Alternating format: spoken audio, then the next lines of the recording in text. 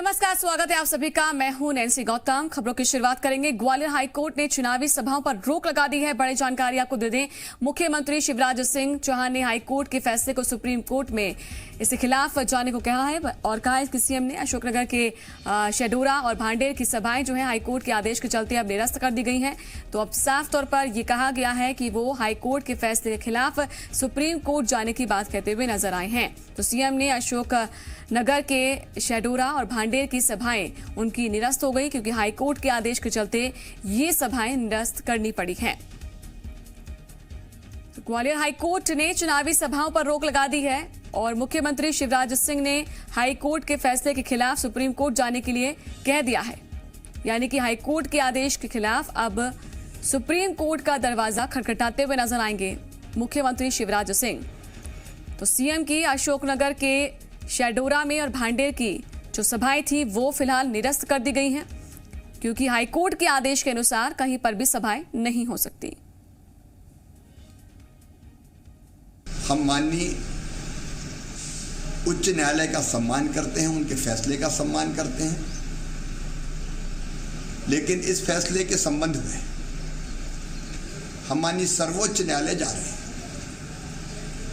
क्योंकि एक देश में दो विधान जैसी स्थिति हो गई। मध्य प्रदेश के एक हिस्से में रैली और सभा हो सकती है,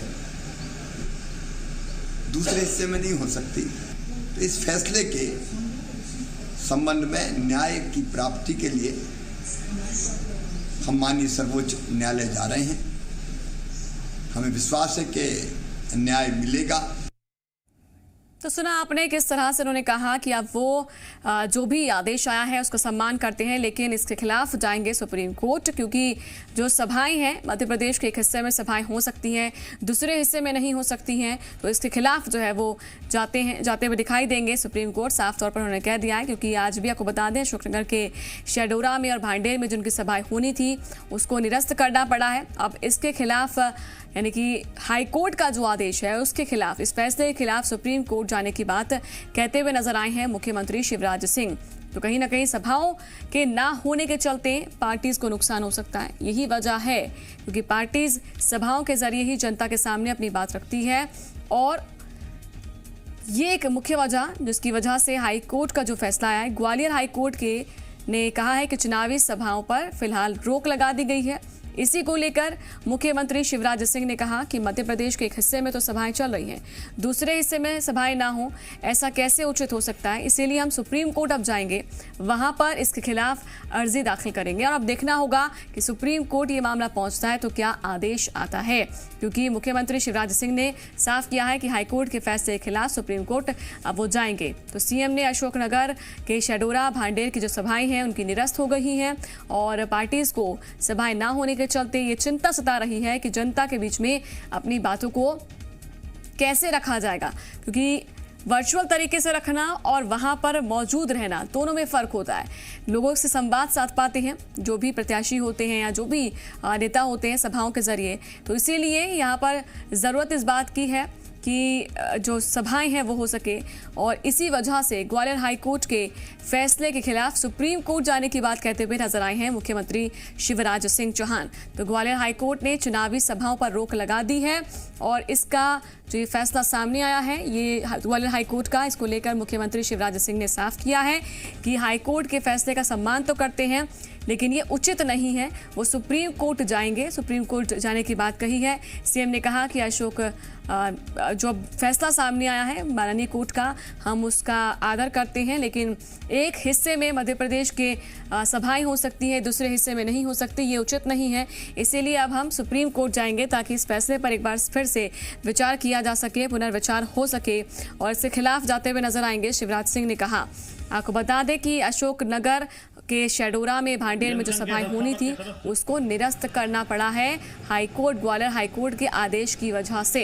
तो ऐसे में पार्टी को नुकसान, क्योंकि उपचुनाव का दौर और ऐसे में सभाएं बहुत महत्वपूर्ण योगदान देती हैं क्योंकि सभाओं के जरिए ही एक दूसरे पर आरोप प्रत्यारोप लगाए जाते हैं, अपनी पार्टी की उपलब्धियां बताई जाती हैं, जनता से सीधा संवाद साधा जाता है। इसी वजह से सभाएं हों, ये फोकस है सीएम का। और इस पर ज्यादा जानकारी देने के लिए जी मीडिया संवाददाता संदीप भमरकर हमारे साथ जुड़ चुके हैं। संदीप, ग्वालियर हाईकोर्ट का आदेश ये सामने आया कि अब जितनी भी सभाएं हैं वो ना हो, चुनावी सभाओं पर फिलहाल रोक लगा दी गई है, लेकिन अब सीएम शिवराज ये कह रहे हैं कि इसके खिलाफ वो सुप्रीम कोर्ट का रुख करेंगे। देखिए, चुनावी सभाएं काफ़ी अहम होती है और उपचुनाव में जब पूरी ताकत लगाई जा रही हो और लोगों तक अपना मैसेज पहुंचाने के लिए सभाओं का सहारा लिया जा रहा हो, ऐसे वक्त में अगर हाईकोर्ट ने इस पर पाबंदी लगाई है तो ये राजनीतिक दलों के लिए काफ़ी मुसीबत भरी वक्त है, क्योंकि ये सभाओं के जरिए ही एक तीर से कई सारे निशाने साधे जाते हैं।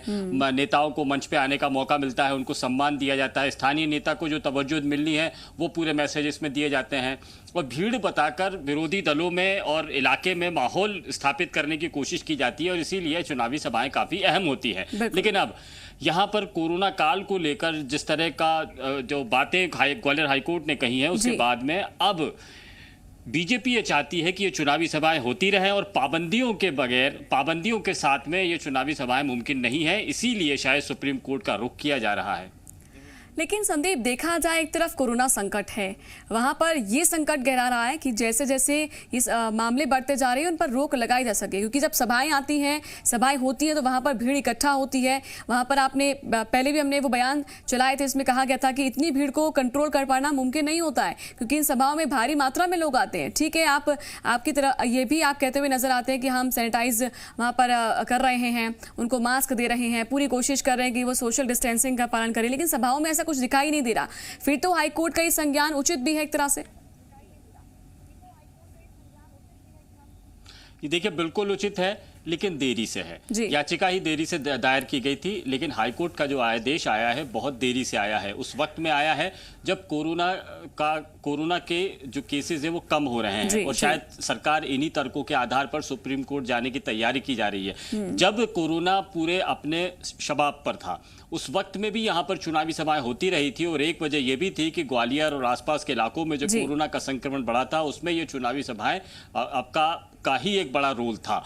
लेकिन अब चूंकि कोरोना के केसेस कम हो रहे हैं, इन तर्कों के साथ में सरकार की सुप्रीम कोर्ट में जा सकती है और जा रही है और शायद इन्हीं तर्कों को देगी। और ये भी कहा जा सकता है कि कुछ बड़े मैदान जगह वगैरह कुछ बनाए जाए, यहाँ पर सोशल डिस्टेंसिंग के इस्तेमाल का पालन किया जाए। तो चूंकि अब धीरे धीरे जो पटरी पर जिंदगी आ रही है, केंद्र सरकार ने भी सब कुछ खोलने के आदेश दे दिए हैं सारी जगहों पर, तो अब यहाँ पर डिस्टेंसिंग, सोशल डिस्टेंसिंग के आधार पर और जो कोविड की गाइडलाइंस, कोरोना के केसेस कम हो रहे हैं, इनको आधार बनाकर चुनावी सभाओं को के लिए मंजूरी दी जा सकती है। हाईकोर्ट ने जो बातें कही है कि आप चुनावी सभा कम कीजिए, वर्चुअल सभाएं ज्यादा कीजिए, ये मैसेज है। यानी वर्चुअल सभा कर रहे हैं और चुनावी सभा क्यों कर रहे हैं, राजनीतिक दलों को ये भी बताना होगा। लेकिन दिक्कत ये भी है कि जो सभाएं होती हैं चुनावी सभाओं में आप सामने बैठकर उनके हाव भाव देख सकते हैं, उनसे बातचीत कर सकते हैं। वर्चुअल में वो एक भावना नहीं सामने आ पाती। शायद यही एक वजह है कि यहाँ पर राजनेता बचते हैं और कोशिश ये कर रहे हैं कि चुनावी सभाएं हों। फिलहाल देखना होगा सुप्रीम कोर्ट में मामला पहुंचता तो क्या होगा। संदीप, आप नजर बनाए रखिएगा।